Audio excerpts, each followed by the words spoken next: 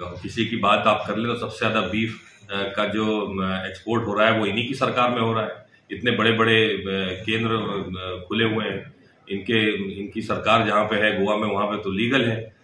इन्हीं के लोग, इन्हीं के कर्नाटका में जो है इनके घोषणा पत्र में इन्होंने घोषणा की थी कि हमारे यहाँ अगर जो है बीफ नहीं कटेगा तो हम गोवा से मंगवा करके देंगे। तो ये सब बातें इन्होंने ये खुद उसको समर्थन कर रहे हैं, और आज बीफ का एक्सपोर्ट जो बढ़ा है वो इन्हीं के कार्यकाल में तो बढ़ा है। तो ये कांग्रेस पे कैसे हमला कर सकते हैं इस मामले में? नहीं, भारतीय जनता पार्टी अगर साफ सुथरी होती तो इतना ना ये आपका चुनावी बॉन्ड, इलेक्टोरल बॉन्ड का मामला होता। सीधे सीधे जो है लोग एक तरह से चंदा दो और धंधा लो वाला काम इन्होंने किया है। इतने वो मोरबी वाला पुल जो था उन्होंने भी जो है सब स्टैंडर्ड मटेरियल यूज किए हैं। जब इन्होंने चंदा दिया उनको, इनके इलेक्टोरल बॉन्ड खरीदे हैं, तब उनको काम मिला है। और क्योंकि इन्होंने खर्चा ज्यादा किया है तो सब स्टैंडर्ड मटेरियल यूज किया। कितने लोगों की जान गई उसमें, कितने लोग घायल हुए उसमें। तो ये तो सबसे ज्यादा भ्रष्ट सरकार तो भारतीय जनता पार्टी की है। आज इस तरह से हमारे देश की संपत्ति सारी अडानी और अंबानी जैसे पूंजीपति लोगों के नाम करे जा रही है। तो भ्रष्टाचार में तो सबसे नंबर 1 है। इससे ज्यादा भ्रष्ट सरकार आज तक दिखी नहीं। बार बार हम लोग कह रहे हैं, बार बार इसको रिपीट किया जा रहा है कि किसानों की हितैषी सरकार नहीं है।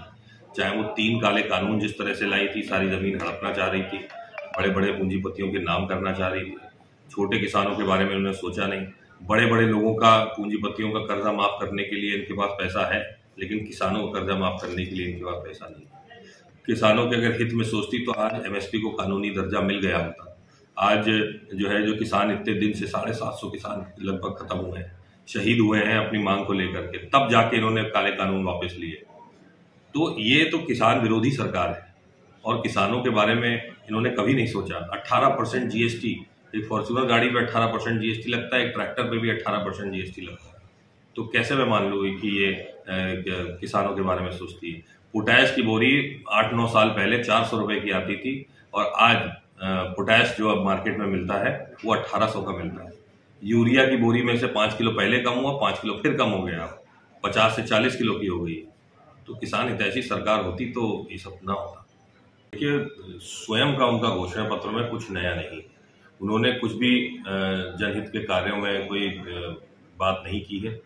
उल्टा कांग्रेस पार्टी ने और इंडिया गठबंधन का जो घोषणा पत्र है उसमें सीधे सीधे जो जनहित के कार्य होते हैं, जो समाज के कल्याण के काम होते हैं, सामाजिक जो चीजें होती हैं, उन पे सीधे ध्यान केंद्रित करते हुए जो वादे किए हैं वो सीधे सीधे किसानों के लिए, जैसे कर्जा माफ करना है, महिलाओं के लिए 1 लाख रुपए की घोषणा जो हुई है, उसके साथ साथ हमारे युवा भाइयों के रोजगार की जो बात की गई है, जो खेती बाड़ी के जो किसान जो हमारे लंबे समय से धरने पे हैं एमएसपी की मांग को लेकर के, तो इस तरह के सीधे सीधे पूरे समाज में, पूरे भारत के जितने भी वर्ग हैं सबको ध्यान में रखते हुए जो घोषणा पत्र निकला है, इससे भारतीय जनता पार्टी डर गई है। क्योंकि उनके खुद के घोषणा पत्र में कुछ नहीं है, तो वो ध्यान हटा करके हमलावर हो गई है हमारे घोषणा पत्र। देखिए, सब जब उनके पास खुद कुछ नहीं है तो कहीं ना कहीं समाज में बंटवारा करने के लिए वो ये कर रहे हैं। उनकी राजनीति ही इस तरह से होती है। उनका जो भारतीय जनता पार्टी का एजेंडा होता है वही समाज को विभाजन करने के लिए होता है। तो वो बार बार चाहते हैं, बार बार पॉइंट को वहीं पे लाना चाहते हैं। बल्कि इंडिया गठबंधन जो है वो सीधे सीधे जो समाज की कमियां हैं, आज जो समस्याएं आ रही हैं समाज में, उस पर सीधे सीधे उस पर ध्यान देना चाहती है, उस पर काम करना चाहती है। लेकिन जब इनका एजेंडा जो है वो सीधे सीधे हिंदू मुस्लिम वाला है या जातियों में बांटने वाला है, तो बंटवारे की राजनीति तो भारतीय जनता पार्टी करती है। जैसा मैंने कहा कि राजनीति जो है भारतीय जनता पार्टी की ही धर्म के नाम पर और जात के नाम पर समाज का विभाजन करने की। और जहां तक लोकतंत्र की बात है, तो इनसे बड़ा लोकतंत्र पे हमला किसने किया है? भाई, आप सीधे सीधे सरकारी एजेंसियों का, संवैधानिक संस्थानों का दुरुपयोग कर रहे हैं। आज आप हमारे लोकतंत्र में तानाशाही जैसे माहौल आज बनाने का काम तो भारतीय जनता पार्टी ने किया है। सत्ता में वो है, सवाल उनसे पूछे जाएंगे, वो उनको जवाब देना होगा कि पिछले 10 साल में उन्होंने किया क्या है। हमको जवाब नहीं देना है। हम तो अपना पक्ष जनता के बीच में रख रहे हैं। जनता उसको पसंद भी कर रही है कि हम जो करना चाह रहे हैं उनके लिए। तो ये पक्ष तो हमको रखना है। वो तो सत्ता में है, जवाब उनको देना है कि किस तरह से लोकतंत्र की हत्या वो कर रहे हैं, किस तरह से संवैधानिक संस्थानों का दुरुपयोग वो कर रहे हैं, किस तरह से आज बुलडोजर राज उन्होंने चला रखा है, और किस तरह से उन्होंने जो है समाज में एक डर का माहौल पैदा किया हुआ है कि समाज को बांटने का काम तो भारतीय जनता पार्टी करती है।